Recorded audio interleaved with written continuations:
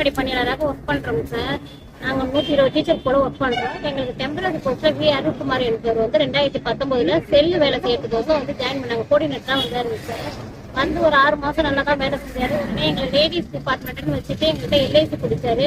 நாங்களும் சரி வீட்டுல போடல சார், போட்டு பார்த்தாலும் அவர் எங்களுக்கு விடாத வீட்டை தொடுத்தி வந்து வீட்டுல பிள்ளைங்களுக்கு போடுங்க, புருஷனுக்கு போடுங்க, அப்படி இப்படின்னு சொல்லி கேன்வாஸ் பண்ணி வீட்டுக்கு யாரோ ஒருத்தவங்களை பிள்ளைங்க போயிட்டு வீட்டுக்கு போயிட்டோ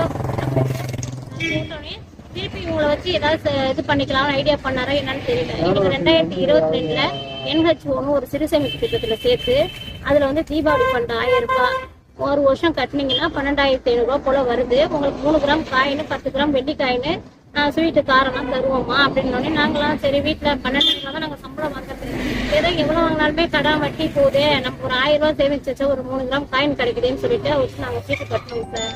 கட்டி மறு வருஷம் 3 கிராம் காயின் எல்லாமே கொடுத்தாரு. அந்த 3 கிராம் காயினை கொடுத்துட்டா அதுக்கும் எங்க பின்னாடியே வந்து 3 கிராம கொடுத்தீங்கன்னா அடுத்த வருஷம் 6 கிராமா ஆகுமா, இந்த வருஷம் சேமிப்பு கொஞ்சம் டெவலப் ஆயிருக்குது, 2500 ரூபாய் ஒண்ணு கட்டுங்க, நீங்க கட்டுறது வந்து 25,000 தான் கட்டுறீங்க, மேல உங்களுக்கு நாங்க வந்து 20,000 ரூபாய் போட்டு 45,000 ரூபாய் பணமா வேணாலும் வாங்கிக்கலாம், இல்லைன்னா 1 பவுன் காயின் வேணாலும் வாங்கிக்கலாம், ஆனா வெள்ளி காயின் கிடையாதுன்னு சொன்னாரு. சரி எல்லாருக்கும் 1 பவுன் காயின் சரி பிள்ளைங்களுக்கு உதவுன்னு சொல்லிட்டு மறுபடியும் போட்டோம் சார். போட்டு 2வது வருஷம் அந்த காயின் கொடுக்குறப்ப என்ன செஞ்சா தீபாவளி அப்ப காயின் விலை அதிகமா இருக்கிறதுனால காசா வாங்கிக்கங்க, 45,000 ரூபாய் காயின் ரேட்டுக்கு பணம் கொடுத்துடுறோம், காயின் வேணும்ன்றவங்க வந்து ஏப்ரல் மாசம் வரைக்கும் வெயிட் பண்ணுங்க. நாங்க ஒரு சிலர் காசு 45,000 ரூபாய் வாங்கிட்டோம் சார், ஒரு சிலர் வந்து அந்த காயின் வாங்குறதுக்கோசம் வெயிட் பண்ணியிருந்தோம்.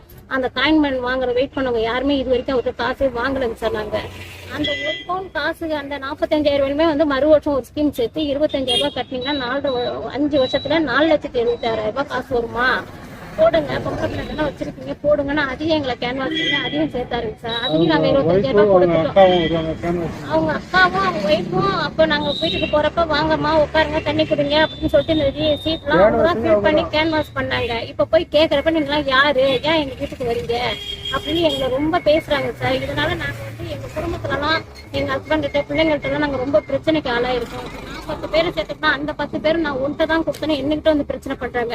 இதனால எங்க வீட்டுல பிரச்சனையே நாங்களாம் சூசைட் பண்ணுற அளவுக்கு கூட ஆளாயிட்டோம்.